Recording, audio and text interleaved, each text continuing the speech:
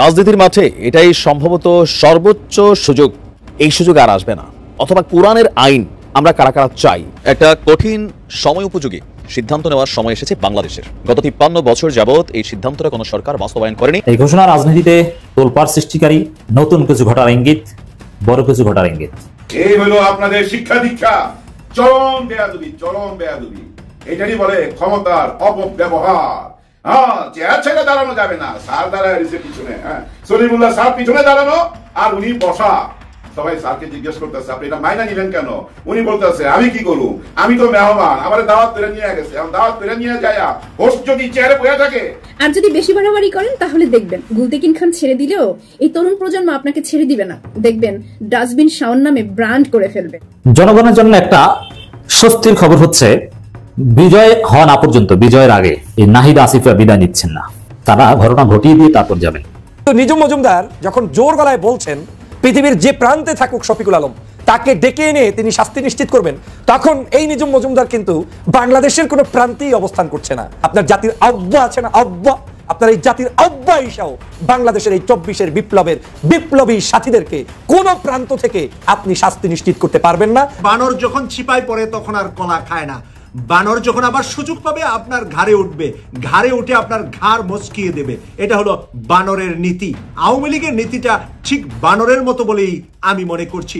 শেখ হাসিনার আওয়ামী লীগ আর চাই না, কারাগার থেকে ফারুক খানের স্ট্যাটাস, এটি আওয়ামী লীগের জন্য নিঃসন্দেহে অত্যন্ত হতাশার একটি স্ট্যাটাস, আবার বাকিদের জন্য আশা জাগা নিয়ে একটি স্ট্যাটাস। দর্শক শ্রোতা আসসালামু আলাইকুম, নতুন একটা ভিডিওতে আপনাদের জানাচ্ছি স্বাগত। এইমাত্র পাওয়া তাজা এবং গরম খবর ডক্টর মোহাম্মদ ইউনূস কেমন খেলা দেখালো। আপনারা কিন্তু ভিডিওর অংশ বেশি থেকে বুঝিয়ে গেছেন ডক্টর মোহাম্মদ ইউনূস কেমন খেলা দেখিয়েছে, যেখানে কিন্তু কপাকাত হয়ে গেছে ভারত শেখ হাসিনা। প্রিয় দর্শক বন্ধুরা, আজকের এই ভিডিওতে বিস্তারিত এবং প্রমাণের মাধ্যমে চাঞ্চল্যকর তথ্যগুলো দেখতে পারবেন। আশা রাখবো সম্পূর্ণ ভিডিওটি দেখে যাবেন, একটু স্কিপ করবেন না। যদি আজকের এই ভিডিওটি সামান্য পরিমাণে স্কিপ করেন তাহলে গুরুত্বপূর্ণ বিষয়গুলো মিস করে ফেলবেন। আমি আর বেশি কথা না বাড়িয়ে সরাসরি আপনাদের বিস্তারিত ভিডিওতে নিয়ে যাবো। তার আগে আপনাদের কাছে ছোট্ট একটা রিকোয়েস্ট থাকবে, যারা এরকম ভিডিও দেখতে পছন্দ করেন দ্রুত এই চ্যানেল সাবস্ক্রাইব করে পাশে থাকা বেল আইকনে বাজিয়ে রাখবেন। ইতিমধ্যে যারা সাবস্ক্রাইব করে দিয়েছেন তাদের জানাচ্ছি অসংখ্য ধন্যবাদ। চলুন তাহলে প্রিয় দর্শক বন্ধুরা এই ভিডিওতে একটি লাইক করে দিও না। বিস্তারিত ভিডিওগুলো মোবাইলের স্ক্রিন থেকে ধারাবাহিকভাবে একের পর এক দেখে আসি। বাসায় মেহমান ডাইগাই না, আমি চেয়ারে বসে রইলাম আর মেহমান দাঁড়ায় রইছে। এই হলো আপনাদের শিক্ষা দীক্ষা, চরম বেয়াদবি, চরম বেয়াদবি। এটাই বলে ক্ষমতার অপব্যবহার। চেয়ার ছেড়ে দাঁড়ানো যাবে না, স্যার দাঁড়ায় রইছে পিছনে। সলিমুল্লাহ স্যার পিছনে দাঁড়ানো আর উনি বসা। সবাই স্যারকে জিজ্ঞেস করতেছে আপনি এটা মাইনা নিলেন কেন? উনি বলতেছে আমি কি করু, আমি তো মেহমান, আমার দাওয়াত করে নিয়ে গেছে, দাওয়াত করে নিয়ে যায় হোস্ট যদি চেয়ারে বসে থাকে আর যদি আমার চেয়ার না দেয় বসতে, আমি কি করতে পারি? চরম বেয়াদবি, চরম বেয়াদবি। উনি যখন আইসা চেয়ারে বসলেন, ওনাকে পরে ডাইকে আনছে। এই উপদেষ্টা সরকার হওয়ার পরে জানি না কি কারণে ওনাকে ডাইকে আনছে, ওনাকে ডাইকে আনছে। সবাই ওনার বিরুদ্ধে কথা বলছে, আমি একমাত্র লোক বোধ হয় বা আরো অনেকেই ওনার পক্ষে কথা বলছি। আমি বলছি দেখি না উনি আসছে, কি কাজে আসছে, কেন আসছে, দেখি না কি করে। আমি মুস্তফা সরওয়ার ফারুকী সাহেবের কথা বলতেছি। এখনো দৃশ্যমান হয় নাই উনি চেয়ারে বসার পর কি কাজ করছে, অপেক্ষায় আছি দেখার জন্য। কিন্তু কি দেখবো, আর কি কিছু আশা করা যায়? অপেক্ষা কি আরো করতে হবে? না, আর অপেক্ষা করতে হবে না। এমন একটা দৃশ্য দেখে ফেলছি যে দৃশ্য দেখার পর আর আমি কিছু আশা করি না ওনার কাছে। না, আমি আর কিছু আশা করি না। একটা ছবি ভাইরাল হয়েছে, আপনারা খুব দেখবেন, দেখবেন না, বলছেন না এই জায়গাটা লাগবে, এই জায়গাটা লাগবে। এত খারাপ লাগতেছিল আমার। উনি কেন যে এটা মাইনা নিলেন আমি জানি না। এইটা কি বৈষম্য আন্দোলন? আপনারা তো বৈষম্যের একদম প্রথম সারির লোক। আপনারা সবাই চেয়ারে বসে রয়েছেন, সলিমুল্লাহ স্যার, আরো অনেক স্যার, অনেক মুরব্বী, অনেক জ্ঞানী লোক, ওনারা পিছনে দাঁড়ায় রয়েছে, আপনারা সামনে বসে রয়েছেন, চাদর টাদর গায়ে লাগায়া ছবি তুলছেন, ফটো সেশন করছেন। কেন ওই চেয়ার থাকবে? কেন মঞ্চে ওই চেয়ার থাকবে কেন? ফারুকী স্যার, আপনি কেন চেয়ারে বসেছিলেন? আপনি কেন লাভ দিয়ে উঠে দাঁড়ায় গেলেন না? আমার স্যার পিছনে, আমি তার সামনে বসে রয়েছি, এটা কোনো কথা? দাঁড়ায় গেলে কি আপনি চাকরি থাকতো না? উপদেষ্টা থেকে আপনি সরাই দিত। যদি সরাই দিত না, আপনি হিরো হয়ে যেতেন, হিরো হয়ে যেতেন। আপনি এই ছবিটা আপনি বারবার দেখবেন, আপনি প্রোফাইলে দিয়ে রাখেন, কভার পেজে দিয়ে রাখেন, মনে করার জন্য আপনার কত বড় ভুল করছেন। দেখতে ভালো লাগে? একদমই না, একদমই না। স্যার দাঁড়ায় রয়েছে, আপনার স্যার দাঁড়ায় রয়েছে, আপনি চেয়ারে বসে রয়েছেন। আর কারাই যে অ্যারেঞ্জ করছে আমি জানি না। এরপরে যদি কোনো মঞ্চের মধ্যে এরকম চেয়ার দেখি, সত্যি কথা জানেন, গালাগালি আসবে, মুখে গালাগালি আসবে, যা যা বইলা কন্টেন্ট বানাবো, হ্যাঁ সাবধান করে দিলাম, এরকম দৃশ্য দেখতে চাই না। চরম বেয়াদবি, এরকম বেয়াদবি মাইনে নেব না। কিসের প্রটোকল, কিসের আইন কানুন? লাভ দিয়ে দাঁড়ায় যেতেন, স্যার আপনি বসেন, আর উনি যদি বসতেন না যে আপনি দাঁড়ায় যেতেন, সবাই দাঁড়ায় যাওয়া উচিত ছিল। সাবধান, আগামীতে যেন মঞ্চে কোনো চেয়ার না দেখি। অনেক উত্তেজিত, কারণ এটা মাইনা নিতে পারি না ভাই, সত্যি এটা মাইনা নিতে পারি না। কেমন হয়ে গেছেন আপনারা জানি, মানুষের মন বুঝেন না, সেন্টিমেন্ট বুঝেন না, আপনাদের কি বিন্দুমাত্র জ্ঞান নাই? ময় মুরব্বী মানবেন না। তবে সোশ্যাল মিডিয়াতে এই বইমেলার ডাস্টবিন নিয়ে একটা চমৎকার বিষয় আমাদের নজরে পড়েছে। এতদিন যারা ফ্যাসিস্ট হাসিনার পক্ষে দাঁড়াতে পারেননি, কোনো ছুতো পাননি, কোনো কারণ খুঁজে পাননি, সেই হাসিনার দোসররা এবার ভুলে হোক অনিচ্ছায় হোক নিজের চরিত্র বা নিজের পরিচয় প্রকাশ করে ফেললেন। ঢাকা বিশ্ববিদ্যালয়ে আমার সাবেক কলিগ, আমরা চ্যানেল ওয়ানে যখন চাকরি করতাম একসাথে করেছিলাম, পরবর্তী সাংবাদিকতা ছেড়ে তিনি ঢাকা ইউনিভার্সিটির শিক্ষক হন এবং শিক্ষক হওয়ার পর পুরো সময়টা তিনি দেশের বাইরে শিক্ষা ছুটিতে ছিলেন, অর্থাৎ পিএইচডি বা উচ্চতর ডিগ্রির জন্য তিনি বাইরে ছিলেন।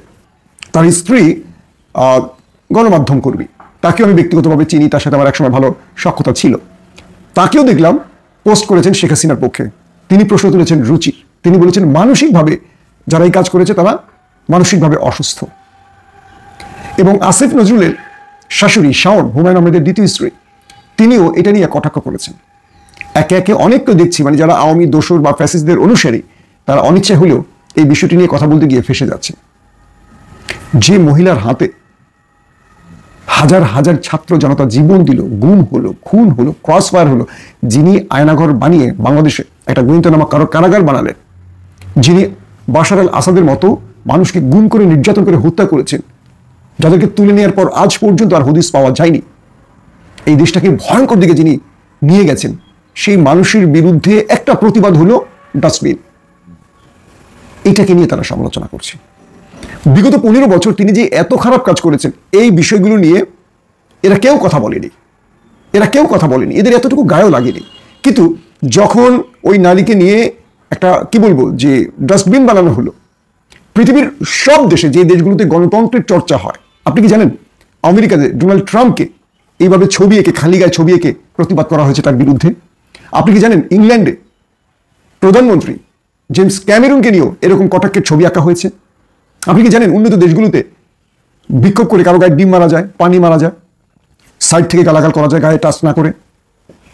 শেখ হাসিনা যখন ইংল্যান্ডে যেতেন তখন তার গাড়িতে ডিম ছুঁড়ে মারা হতো, কাউকে গ্রেফতার করতে পারতো না, কারণ সে দেশেই আইনগুলো আছে, তারা গণতন্ত্রের একদম উচ্চ শিখরে বসে আছে।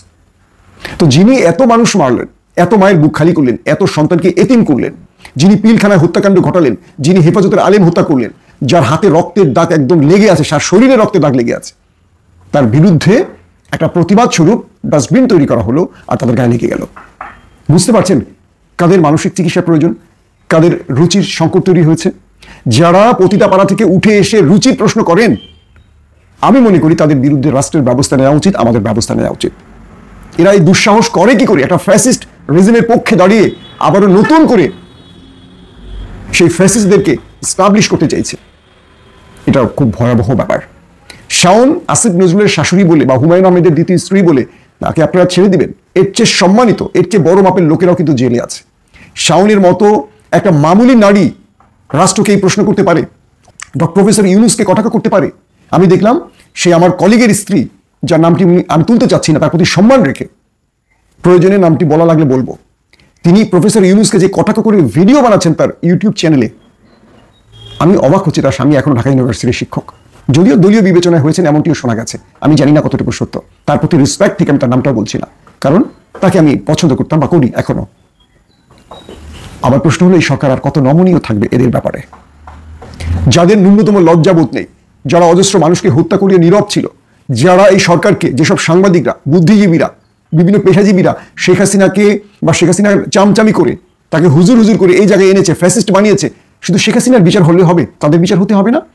শেখ হাসিনাকে ফ্যাসিস্ট কারা বানিয়েছে? আমাদের সাংবাদিকরা, আমাদের বুদ্ধিজীবীরা, আমাদের রাজনীতিকরা, আমাদের ব্যবসায়িকরা, আমাদের আমলারা, আমাদের পুলিশরা, আমাদের সশস্ত্র বাহিনী, সবাই মিলে শেখ হাসিনাকে ফ্যাসিস্ট বানিয়েছে। শুধু শেখ হাসিনার বিচার হবে, এদের হবে না? আমরা কি দেখলাম চট্টগ্রামে আমাদের নেভি সদস্যরা বৈষম্য বিরোধী ছাত্রদের উপর হামলা করেছে। আমরা কি দেখলাম?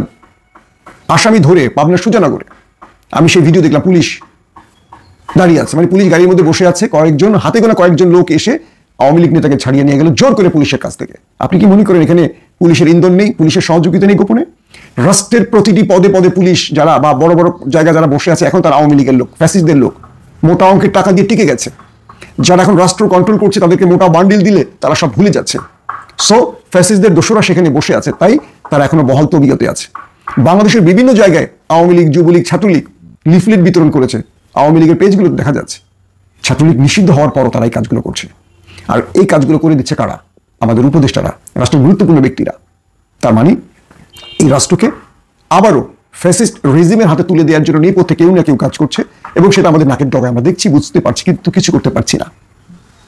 দর্শক, শাওন বলি বা এরকম যারা সুশীল সেজে আছেন ফ্যাসিস্টদের দোসররা, যদি তাদের বিরুদ্ধে এখনই ব্যবস্থা নেন, তারা আগামী দিন অনেক বড় রকম ঝামেলা তৈরি করবে। আমি মনে করি বইমেলাতে যেই ডাস্টবিন তৈরি করা হয়েছে, পৃথিবীর উন্নত দেশে এই চিত্রগুলো আছে, যারা জানেন না তারা হয়তো প্রশ্ন তুলেছেন। এটা খুব মামুলি প্রতিবাদ, গণতান্ত্রিক উপায় এই প্রতিবাদটি। রাজনীতির মাঠে এটাই সম্ভবত সর্বোচ্চ সুযোগ।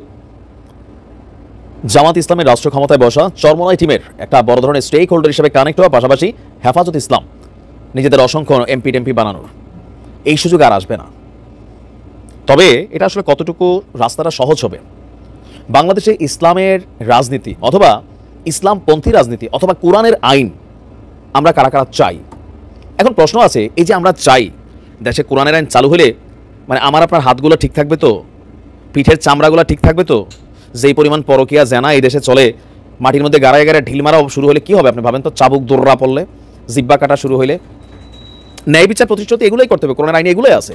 আমরা অনেকে চাই, আবার অনেকে হয়তো এমনি চাই, কিন্তু কার্যকর হলে কারোর কাছে ভালো লাগবে না। যাই হোক, আগামী নির্বাচনে ইসলামিক দলগুলোর রাষ্ট্র ক্ষমতা গ্রহণ করার খুবই বড় একটা সুযোগ হয়েছে, আর এই কাজটা করছে এখন জামাত। একদিকে পাকিস্তান বিএনপিকে গ্রিন সিগন্যাল দিয়ে দিচ্ছে, অপরদিকে জামাত বিদেশি শক্তির উপর সম্ভবত এখন নির্ভর থাকতেছে না, দেশীয় যা আছে তা নিয়ে এই কাজ করছে। গেল কয়েকদিন আগে জামাতের চিরশত্রু ছিল চরমোনাই, খেয়াল আছে তো? চরমোনাইয়ের যিনি প্রধান আছেন ওনার সাথে জামাত আমিরের একটা সাক্ষাৎকার হয়েছিল, এরপর আমরা দেখছি মির্জা ফখরুল ইসলাম আবার যেখানে গেছেন। তবে ওনার যাওয়াটা খুব বেশি ফায়দাজনক হয় না, কারণ তখনই চরমোনাইয়ের পক্ষ থেকে বলা হয়েছিল যদি ইসলামিক দলগুলো একত্রিত হইয়া একটা নির্বাচন করার সুযোগ থাকে তাহলে তারা ইসলামিক দলগুলোর সাথে ভিড়বে। ফাইনালি সেটাই হতে যাচ্ছে। আপনার আমরা যদি দেখি, দীর্ঘ আদর্শিক বিরোধ থাকলেও গত 21শে জানুয়ারি বরিশালের চরমোনাই গিয়ে ইসলামী আন্দোলনের আমির মোহাম্মদ রেজাউল করিমের সাথে সাক্ষাৎ করেছিলেন জামাতের আমির। তখন সেখানেই আগামী নির্বাচনে ইসলামপন্থীদের জোটের প্রয়োজনীয়তা তারা অনুভব করছেন, যে ক্ষমতায় যাইতে হলে আমাদেরকে এক হইতে হবে। আরও বড় বাক কারা আছে আপনার সেখানে আছে, আমরা যদি দেখি যে কওমি মাদ্রাসা ভিত্তিক নিবন্ধিত 4 দল, ইসলামী আন্দোলন, বাংলাদেশের খেলাফত মজলিস এবং জমিয়ত উলামায়ে ইসলাম, তারপরে হেফাজত ইসলাম, আরও যারা আছেন তারাও আপনার কিন্তু আস্তে আস্তে জামাতের দিকে যেন কানেক্টিভিটি হয় বা এই দলগুলো একত্রিত হয় চেষ্টা চালিয়ে যাচ্ছে জামাতের আমির ডক্টর শফিক। এমন প্রেক্ষাপটে ইসলামী আন্দোলন এবং বাংলাদেশ খেলাফতের বৈঠক হয়েছে। এক সংবাদ বিজ্ঞপ্তিতে বলা হয়েছে, এই বৈঠকে জাতীয় সংসদ নির্বাচনে প্রত্যেক আসনে ইসলামিক দলগুলো একক প্রার্থী করার চিন্তা ভাবনা করছে। ইসলামিক ও দেশপ্রেমিক দলগুলোর ঐক্যবদ্ধ প্ল্যাটফর্ম তৈরি হলেই শুধুমাত্র ক্ষমতায় যাওয়া সম্ভব, এটা কিন্তু বাস্তব। ইসলামী আন্দোলনের সিনিয়র প্রেসিডিয়াম সদস্য মোহাম্মদ মুসাদ্দিক বিল্লাহ তিনি বলছেন যে তার সভাপতিত্বে এখানে বাংলাদেশ খেলাফতের মহাসচিব মাওলানা জালালউদ্দিন, যুগ্ম মহাসচিব, তারপর আরও ইসলামী আন্দোলনের এখানে অনেক নেতাকর্মীরা ছিলেন। তো জামাতের নেতৃত্বে এখন একটা নতুন শক্তি যেটা ট্রাই করতেছে যে বিএনপির বিপরীতে এইবার রাষ্ট্র ক্ষমতায় যাইতে হইলে একটা দলের সাপোর্ট দরকার, মানে একটা পন্থী, সেটা হচ্ছে ইসলামপন্থী। আবার অমুসলিম ভোটারদের জন্য তারা তাদের কার্যক্রম চালাচ্ছেন, নানান ধরনের তারা পজিটিভ বার্তা দিচ্ছেন এবং কি বলছেন যে কোনোভাবেই লুটপাটকারীদের আর রাষ্ট্র ক্ষমতায় আসতে দেওয়া হবে না। তো আওয়ামী লীগ তো আসবেই না বা সুযোগও নাই, তাহলে বিএনপি পাশাপাশি ইসলামিক ভাবধারায় বাংলাদেশকে চালাবেন, অনেক ধরনের বক্তব্য তারা দিচ্ছেন এবং কি তাদের যথেষ্ট ফ্যান ফলোয়ার আছেন মার্কেটে। তারপর কি মনে হয় যে জামাত আমিরের যে ম্যাটিকুলাস প্ল্যান এটা কাজে দিবে, নাকি জনগণ নির্বাচন আসলে গণহারে ধানের শীষে ভোট দিবে? প্রিয় দর্শক, বানর যখন চিপায় পড়ে তখন আর কলা খায় না। বানর যখন আবার সুযোগ পাবে আপনার ঘাড়ে উঠবে, ঘাড়ে উঠে আপনার ঘাড় মচকিয়ে দেবে। এটা হলো বানরের নীতি। আওয়ামী লীগের নীতিটা ঠিক বানরের মতো বলেই আমি মনে করছি। আজকে জেলখানা থেকে ফারুক খানের একটি ফেসবুক পোস্ট ভাইরাল হয়েছে সোশ্যাল মিডিয়ায়। ফারুক খান কি করে জেলখানা থেকে ফেসবুক পোস্ট দিলেন সেটা হলো এখন জেলখানায় দায়িত্বপ্রাপ্ত ব্যক্তিদেরকে জিজ্ঞাসাবাদের সময়। আজকে যেই বিষয়টা নিয়ে তিনি কথা লিখেছেন আমি আপনাদের সামনে ইত্তেফাক থেকে তুলে ধরছি। সাবেক বেসরকারি পরিবহন ও পর্যটক মন্ত্রী লেফটেন্যান্ট কর্নেল অবসরপ্রাপ্ত ফারুক খানের ভেরিফাইড ফেসবুক অ্যাকাউন্টে একটি স্ট্যাটাস নিয়ে সামাজিক যোগাযোগ মাধ্যমে ব্যাপক আলোচনা শুরু হয়েছে। স্ট্যাটাসটি ভাইরাল হওয়ার পর প্রোফাইলে খুঁজে পাওয়া যাচ্ছে না। প্রশ্ন তোলা হয়েছে কারাগার থেকে তিনি কিভাবে ফেসবুক অ্যাকাউন্টে স্ট্যাটাস লেখলেন। উল্লেখ, গত বছরের অক্টোবরের 14 তারিখ দিবাগত রাতে তাকে ক্যান্টনমেন্ট এলাকা থেকে র্যাব গ্রেফতার করে। বর্তমানে তিনি কেরানীগঞ্জ কেন্দ্রীয় কারাগারে আছেন।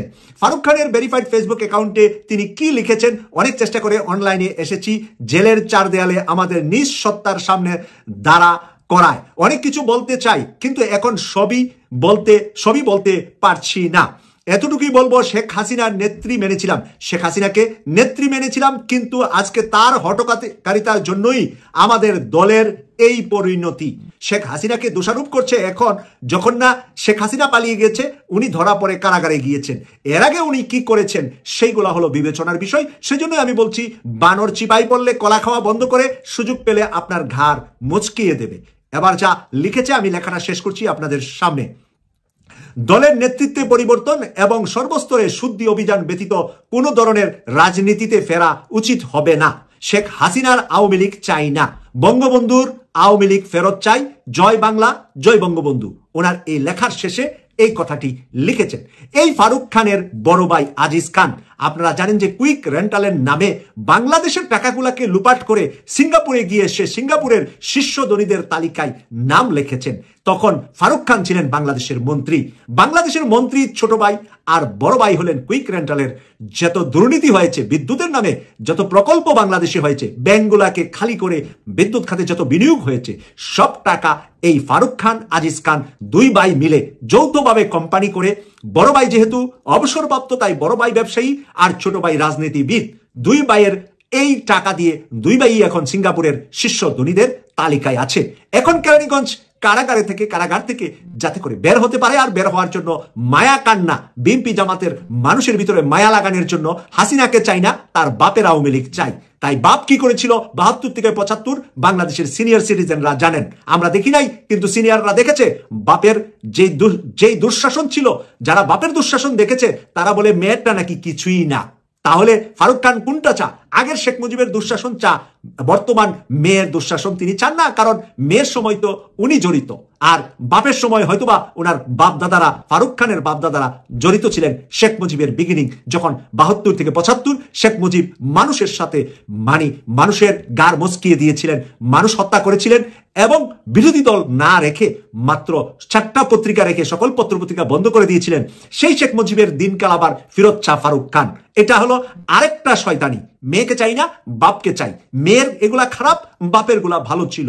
পায়খানা শুকনাটা যেরকম পায়খানা, ভিজাটাও সেরকম পায়খানা। ওই পুরাতন পায়খানা সামনে আসার সুযোগ বাংলার মাটিতে তাদেরকে দেওয়া হবে না। আর ফারুক খানের কুইক রেন্টালের টাকা যতদিন সিঙ্গাপুর থেকে বাংলাদেশে ডক্টর মোহাম্মদ ইউনূস স্যার ফেরত না আনতে পারবেন, ততক্ষণ পর্যন্ত থেরাপি ফারুক খানের উপর চালিয়ে যেতে হবে। ফারুক খানদের মতো যারা বাংলাদেশের টাকা লুপাট করে দেশের বাইরে বাণিজ্যের নামে সৌদাগর সেজেছেন, তাদের এই টাকা ফেরত আনা পর্যন্ত আমরা চাই গরম গরম থেরাপি যেন কন্টিনিউ সকল মন্ত্রী আমলা যারা জেলের ভিতরে আছেন তাদের মধ্যে চালানো হয়।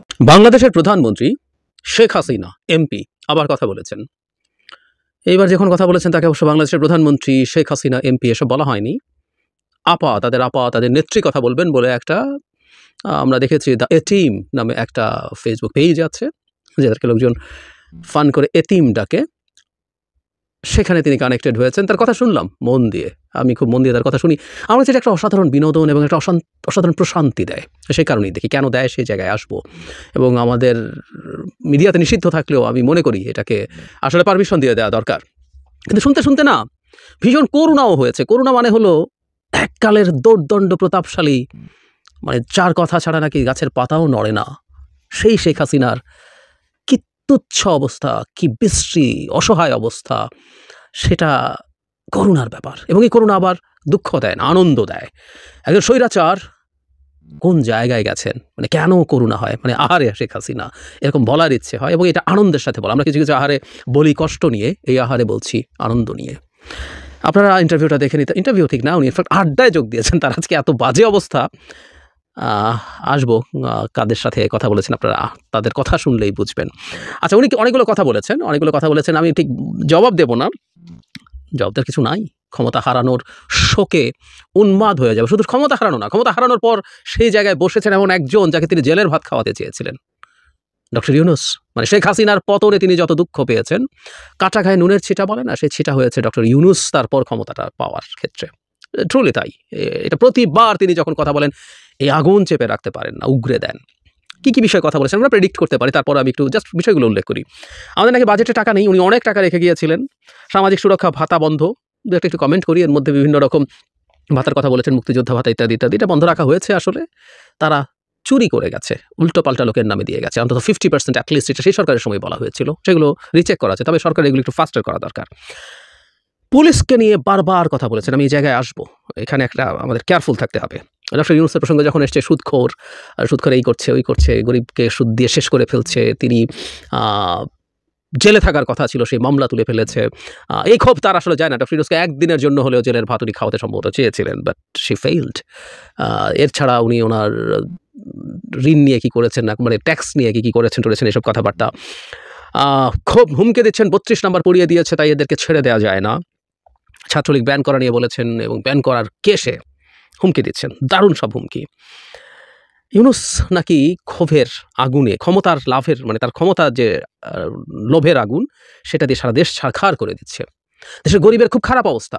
শেখ হাসিনার সময় তিনি বলছেন একজন দিনমজুর কাজ করে তার পুরো পরিবার মেনটেন করেও সঞ্চয় করতে পারতো, আর এখন একজন দিনমজুর সারাদিনের উপার্জন দিয়ে এক বেলাও খাবার কিনতে পারে না। ইয়াস, জাস্ট শুনে যাই আমরা। কোনো সাংবাদিকতা করা যাচ্ছে না, কোনো রকম কোথাও নাকি সাংবাদিকতা হচ্ছে না।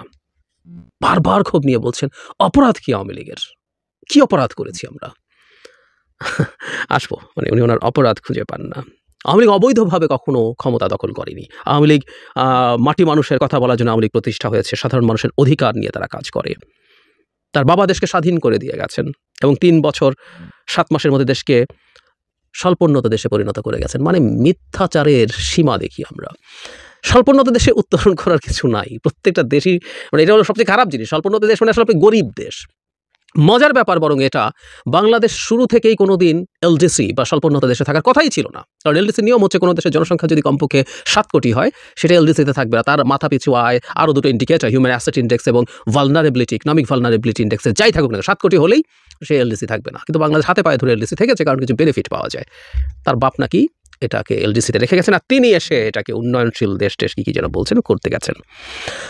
অনিবার্যভাবে বহুদিন পর তার 15ই আগস্ট এবং স্বজন হারানোর বেদনা, তার জীবনে এটা কষ্ট আছে, কিন্তু এটা যে একটা মেকি ফাজলামতে পরিণত করেছিলেন, এটা তার ক্ষমতায় থাকার সময় মানুষের ইমোশনকে খোঁচা দেওয়ার জন্য মানুষ না খোঁচা না খেয়ে বরং বিরক্ত হয়েছে। ঠিক একই জিনিস আবার বহুদিন পর শুনলাম, সবার নাম ধরে কি হয়েছে এবং জেল হত্যার কথা বলা হয়েছে। বই ছাপাতে পারছে না সরকার, এত ফেল করেছে, ইনফ্লেশন হচ্ছে, দাম বেড়ে গেছে, প্রবৃদ্ধির হিসাব দিচ্ছেন, কত রেখে গেছেন ডক্টর ইউনূস, প্রবৃদ্ধির হিসাব কমাচ্ছেন। ওনার কথাই ছিল চুরি করে প্রবৃদ্ধির হিসাব দেখানোটাকে কমাবেই। ডক্টর ইউনূসের সরকার টাকা লুটপাট করছে, বাজেটের শেয়ার মার্কেটের টাকা লুটপাট, গ্রামীণ ব্যাংকের গ্রামীণ ফোনের টাকা পাচার করে শেষ করে এখন বাজেটের টাকাও পাচার করে দিচ্ছেন। উনি ডক্টর ইউনূস, তার 14 পুরুষ, উপদেষ্টারা তাদের 14 পুরুষ, সমন্বয়কদের 14 পুরুষ, এভাবে মানে বাবা মা ভাই বোন এভাবে বলছেন, সবার হিসাব রাখতে হবে। এবং হালকা একটা খোঁচা সার্জিস আলমকেও মনে হয় দিয়েছেন যে ওরা এখন নতুন বিয়েও করছে, তাদের শ্বশুর বাড়িরও খোঁজ নিতে হবে, সার্জিসকে একটু কেয়ারফুল থাকতে হবে। কর্মসূচি এখানেই শেষ না, আরও আসবে। এই সরকারের কোনো মানবিকতা নেই, এই সরকার মানবাধিকার লঙ্ঘন করছে, মানুষকে খাবার দিতে পারছে না, মানুষ নাকি ডাস্টবিন থেকে গরিব মানুষ খাচ্ছে, আর ডক্টর ইউনূস থেকে যমুনায় বসে চর্বচস্য পেয়েও খাচ্ছে ইত্যাদি ইত্যাদি বলছেন। উনি বেশি দূরে নাই, উনি আছেন, উনি দেশেই আছেন। 5 আগস্ট জীবনকে নাকি হত্যা করতে চেয়েছিল, 15ই আগস্ট যে কাজটা সমাপ্ত করা যায় সে অসমাপ্ত কাজ শেষ করার জন্য এসছে এবং ওনাদেরকে বাঁচিয়ে দেওয়া হয়েছে। ওনারা আল্লাহ তাদেরকে বাঁচিয়েছেন। মানে এই ভদ্রমহিলার মুখে আল্লাহ শোনা, এটাও একটা অসাধারণ। ইনশাল্লাহ আল্লাহ বারবার বলেন।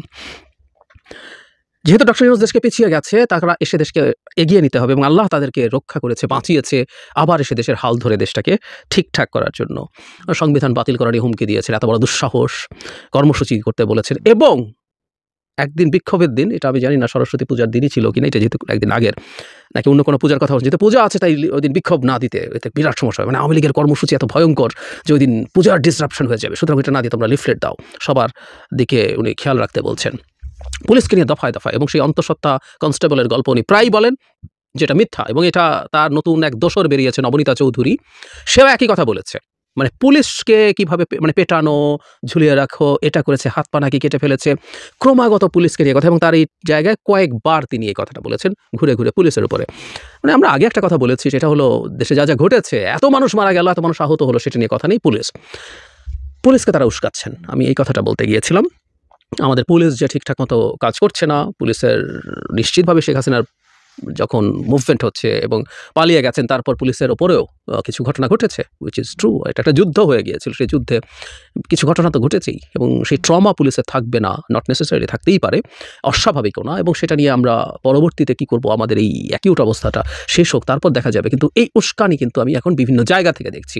পুলিশের মৃত্যুর সংখ্যাটাকে, মানে কোথায় রাউন্ড 50 পুলিশ মারা গেছে, সেটাকে 3000 4000 সংখ্যাটা প্রতিনিয়ত বাড়ানো হচ্ছে। সব ক্রমাগত উস্কানি আছে, এই জায়গাটা আমাদের একটু খেয়াল রাখতে হবে। যে জিনিসটা বলছিলাম, মানে শেখ হাসিনাকে নিয়ে, তার কথা নিয়ে কথা বলা নিয়ে যতবার বলি ততবারই কথাটা বলি, অনেকে পছন্দ করেন না যে তাকে নিয়ে আলোচনার কী আছে, তাকে আলোচনা দিয়ে গুরুত্ব দিচ্ছি। ওই যে বলছিলাম যে আহারে শেখ হাসিনা, এই আহারেটা খুশির আহারে, তার তুচ্ছ অবস্থা দেখার আনন্দ। একটা দুজন মানুষ আপনারা দেখবেন, তাদের কথাবার্তা, তাদের অ্যাটিটিউড, তাদের বহুজনের আওয়ামী লীগকে সার্ভ করার যেভাবে তারা চাইছেন, সেই মানুষগুলোর সাথে ওখানে গিয়েও তাকে কানেক্টেড হয়ে এখন কথা বলতে হয়। এই করুণ অবস্থা শেখ হাসিনার, মাঝে মাঝে তো দুই একটা জায়গায় সকল জনসভা বা সমাবেশের মতো করিয়ে সেখানে বক্তৃতা করেছেন।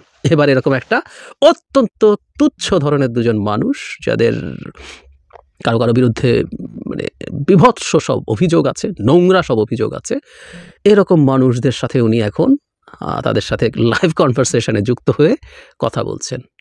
আহারে শেখ হাসিনা, দেশে থাকার সময় এটা করছে, সে সেটা করছে, টপ ব্যবসায়ীরা তেল দিচ্ছেন তাকে, গান গাইছেন তার জন্য, প্রথমত আমি তোমাকে চাই, দ্বিতীয়ত তোমাকে চাই। কেউ কবরে যেতে চান, কেউ মৃত্যুর পর তার সাথে থাকতে চান, তার নামে স্লোগান দিচ্ছেন।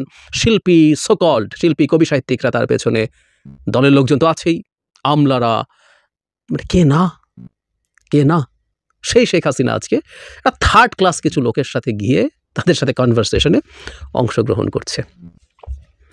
ভীষণ আনন্দের ব্যাপার। মানে আমার কাছে শেখ হাসিনা এবং তার এই রেজিম ক্ষমতা থাকার সময় একটা জিনিস মনে হতো, এই একটা জিনিস দেখা দরকার, একটা জিনিসকে দেখতে পারবো অনেকের মনে হতো, সেই জিনিসটা দেখা হলো। সেই জন্য শেখ হাসিনা যখনই কথা বলেন এই ফালতু তৃতীয় শ্রেণীর কথা, এবং উনি মনে করছেন এই কথাগুলো বলে আবারও মানুষের সাথে কানেক্টেড হওয়া যাবে। তিনি সবাইকে বলছেন তোমরা জনগণের সাথে যুক্ত হও। আওয়ামী লীগ যদি জনগণকে সার্ভ করতে চায়, তারা জনগণ থেকে যত ডিস্টেন্স রাখবে, জনগণ তত ভালো থাকবে। আর এই একই কথা, এই একই পুরনো পেঁচাল, উনি মোটেও কথাবার্তা অ্যাট্রাকটিভ না, বাক্য গঠন ঠিক নেই, ভয়েস সুন্দর না, কথা স্টাইল ভালো না, নাথিং ইজ দেয়ার। পাওয়ারে ছিল বলে লোকজন তাকে চাটতো, এখন মনে করছেন মানুষকে এটা দিয়ে উনি আবার ইয়ে করবেন পতিত হওয়ার পর। Sorry, very bad choice Sheikh Hasina, very bad choice. কিন্তু উনি করছেন একই রকম কথা, সেই আগের মতো কথা, কিন্তু এখন আর হাততালি দেওয়ার লোক নেই, এখন আর তেল মারার লোক অত নেই, কিন্তু উনি বলছেন ভাল লাগছে। এবং এটাই বললাম যে তারা ভীষণ রকম ভুল পথে আছে, এটা যতবার দেখি ততবার ভাল লাগে। তিনি নাকি দেশে আসবেন, তিনি দেশে আসবেন, এই কথা যতবার বলবেন, আওয়ামী লীগের যদি কোনো পুনরুত্থানের সম্ভাবনা, পুনরুজ্জীবনের সম্ভাবনা যদি 20-25 বছর পরও থাকে, সেটা আরও দূরে যেতে থাকবে। তিনি, তার বোন, একটা পুরো পরিবার ডাকাত, একটা পুরো পরিবার মাফিয়া। এমনকি তাদের পরিবারের যে সন্তানটা ব্রিটেনে থেকে বড় হয়ে ব্রিটেনের এমপি হয়েছে, টিউলিপ, সেও ডাকাত হয়ে গেছে। এটা এমনই অভিশপ্ত পরিবার। সুতরাং তারা যদি যতই বলতে থাকবেন, তারা আছেন, তারা দেখবেন আল্লাহ তাদেরকে বাঁচিয়ে রেখেছেন। আমি আগেও একদিন বলেছি, আমি রিপিট করি কথাটা, আল্লাহ তাকে আসলে বাঁচিয়ে রেখেছেন তাকে প্রতিদিন মৃত্যু দেওয়ার জন্য।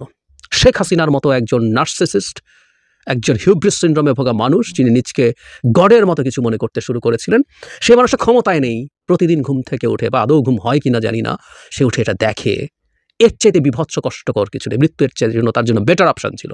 এবং উনি উঠে দেখেন ডক্টর ইউনূস ক্ষমতায়। এটা যে বললাম কাটা ঘায়ে নুনের ছিটা। ওনার ফেসটা দেখার খুব কৌতূহল হচ্ছিল। মানুষের অনেক কিছু তো আসে, যদিও তারা এখন বিরাট লম্বা লম্বা কথা বলে, কিন্তু ফেস দেখায় না।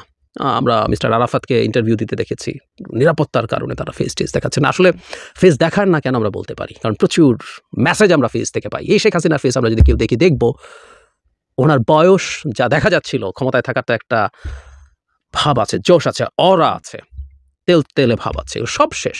উনি একজন ডিফিটেড, যাচ্ছে তাই ডিফিটেড মানুষের লুক তার আছে, সেটাই দেখতে দিতে চান না। অন্তত এটা সামলে ওঠার জন্য যতটা সময় লাগে নেবেন, তারপর ভিডিও কলে আসবেন। একটা বটম লাইন আছে, সব কিছু বলার পর আবার একটা কথা বলি, একটু স্ববিরোধিতা শোনাতে পারে। শেখ হাসিনার কথা বলার বিরুদ্ধে আমাদের সরকারকে ক্রমাগত চাপ প্রয়োগ করতে হবে, এটা বন্ধ করার চেষ্টা করতে হবে। এটার দারুণ একটা পজিটিভ দিক আছে। আমি প্রায় বলি যে এটা মানেই হচ্ছে আমাদের আনন্দ, এক ধরনের আমাদের তো ইনস্টিংক্ট আছে, ইড আছে, সো কত ইনবোর্ন ইনস্টিংক্ট আছে। মানে আমার যে মানুষটা আমাদেরকে এইভাবে টর্চার করে গেছে, দেশটা শেষ করে গেছে, তার এই বিভৎস অসহায়ত্ব দেখার চেয়ে আনন্দের কিছু হতে পারে না। কিন্তু একই সাথে যে বলছিলাম যে স্ট্র্যাটেজিক্যালি এই জিনিসটা খুবই গুরুত্বপূর্ণ হবে যদি তার এই জিনিসগুলো ভারতকে চাপ দেওয়ার মাধ্যমে রোধ করা যায়। সরকারের সেই চেষ্টাটা চালিয়ে যেতে হবে, দেখা যাক কি দাঁড়ায়। আর যদি এর মধ্যে আসে আবারও শুনবো, আবারও কথা বলবো, এই আনন্দটা সবার সাথে শেয়ার করব। প্রিয় দেশবাসী, শুরু থেকে শেষ পর্যন্ত যারা এই ভিডিওটি দেখেছেন সকলকে জানাই অসংখ্য অসংখ্য ধন্যবাদ। যারা এরকম নিউজ ভিডিও পেতে পছন্দ করেন তারা অবশ্যই এই চ্যানেলটি সাবস্ক্রাইব করে পাশে থাকা বেল আইকনটি বাজিয়ে দিবেন। যারা এখন এই ভিডিওটি শেয়ার করেননি, এই ভিডিওটি দ্রুত শেয়ার করে সকলকে দেখার সুযোগ করে দিন। আজকের মতন এই পর্যন্ত, দেখা হচ্ছে পরবর্তী কোনো ভিডিও নিয়ে ইনশাল্লাহ।